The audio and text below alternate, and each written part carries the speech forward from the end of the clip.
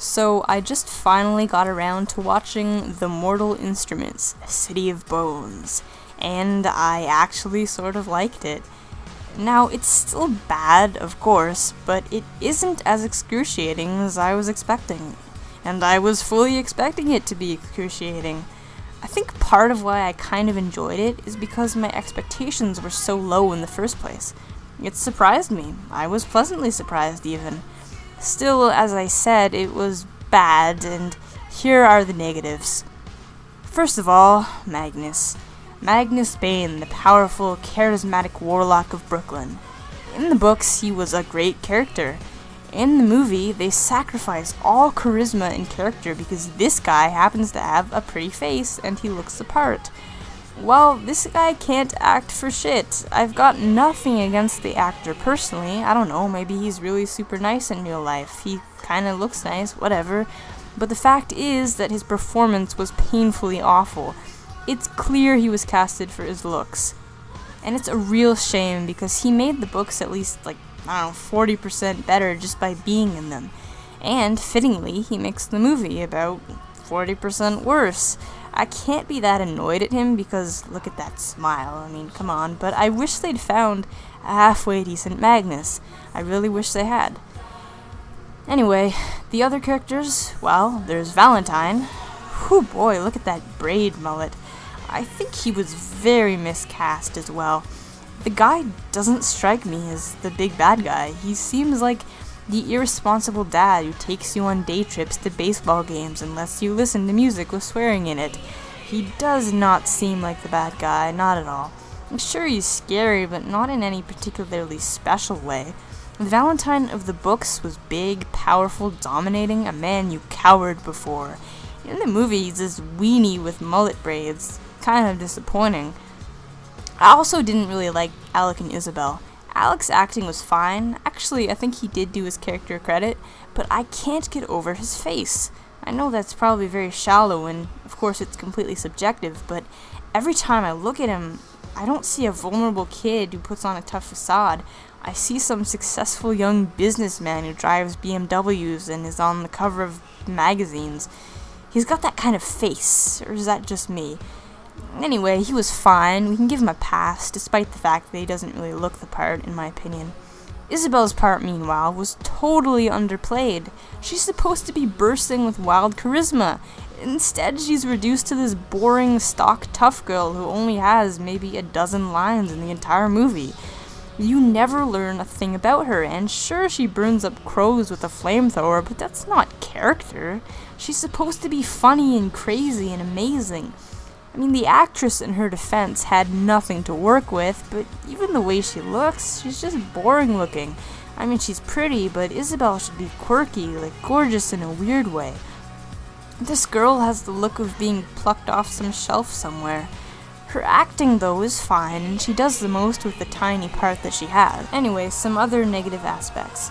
The directing style I found a bit weird sometimes. It was very fast, with quick cuts and often lacked any kind of flow. It's kind of choppy. Sometimes that worked, especially in humorous moments, or moments that were trying to be humorous, but there wasn't a lot of a chance for the mood to get set because it just bounced along so fast. Also, the soundtrack was poorly used in several instances, and also it was overused. When they were going into the vampire hotel, there was a moment of tense silence which was really working. And then the music came again and kind of ruined it. A lot of it seemed amateurish, actually, which is a shame since you'd think something with a fan base this huge would have a little more work put into it. Or maybe not. Speaking of putting a little more work into it, the special effects were not great. Especially when they went into the City of Bones and you got one half shot of the city, and then most of it was like walking through a lame haunted house, complete with fake spiderwebs. The demons were very unimaginative, and the one at the beginning in Clary's house actually made me laugh because it looked so stupid. It's interesting because the effects were just good enough not to be completely corny, so you couldn't always just start laughing at them. Sometimes they were good enough to be boring, and not much else. Anyway, believe it or not, that's about it for the bad things. Enough things in this movie were done decently that I feel it more or less balanced out by the end. For instance, all the important characters, except for Valentine, were, in my opinion, quite well cast. Jace, Clary, and Simon were surprisingly great. I was very scared that they'd do the same thing with Jace that they did with Magnus. That is, cast a pretty face instead of a guy with actual acting talent. I disliked Jace greatly in the book, but to my surprise, in the movie he was actually not obnoxious at all. He was pretty funny and, admittedly, kind of a pleasure to watch. Jamie Bauer actually managed to improve on the original character. That is really rare. It's maybe happened like one other time with Luna from Harry Potter. Clary was surprisingly easy to watch too. She had a few tiny off moments, but some of that I feel is probably actually more the director's fault than her fault. For instance, the scene with Hodge in the library where he says something from behind her and she acts like she already knew he was there. They didn't make it seem like she knew he was already there, yet she didn't jump when he called out from behind her. That really seems like a directing issue, and it's too bad because there are several more similar instances.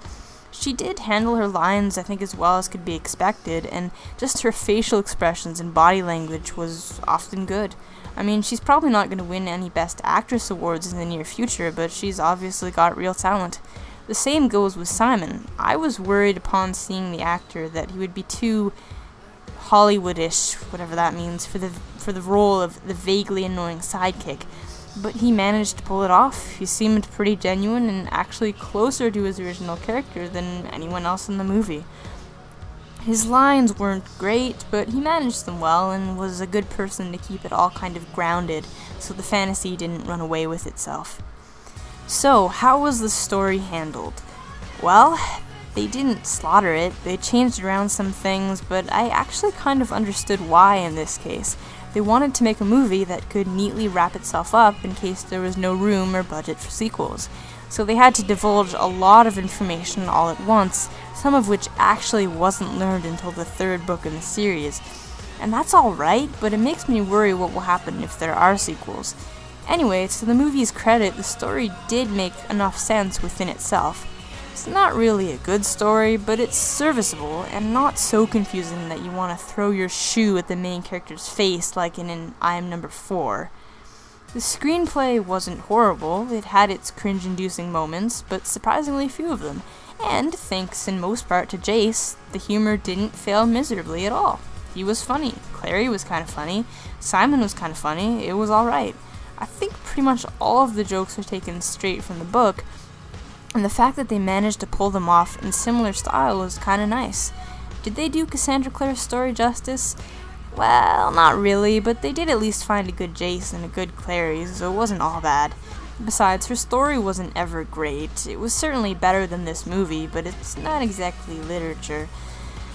One scene, though, that I wish they'd kept in just as it was when Clary and Jace were fighting the vampires in the hotel back to back, and then they went off riding a motorcycle over the rooftops of early morning New York.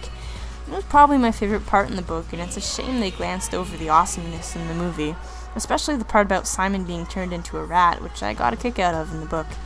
So what to think of the Mortal Instruments City of Bones? Well, there is a lot worse in terms of YA fiction adaptations out there. Just look at I Am Number 4.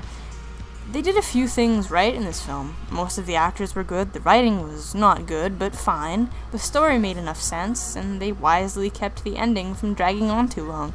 It is a bad movie, but it's a bad movie I enjoyed. I'll give it 2 stars out of 4. Don't spend your money on it though, rent it out at the library like I did or something, and maybe have your friends over so you can make fun of it together. Thanks for watching everybody, I'll see you later.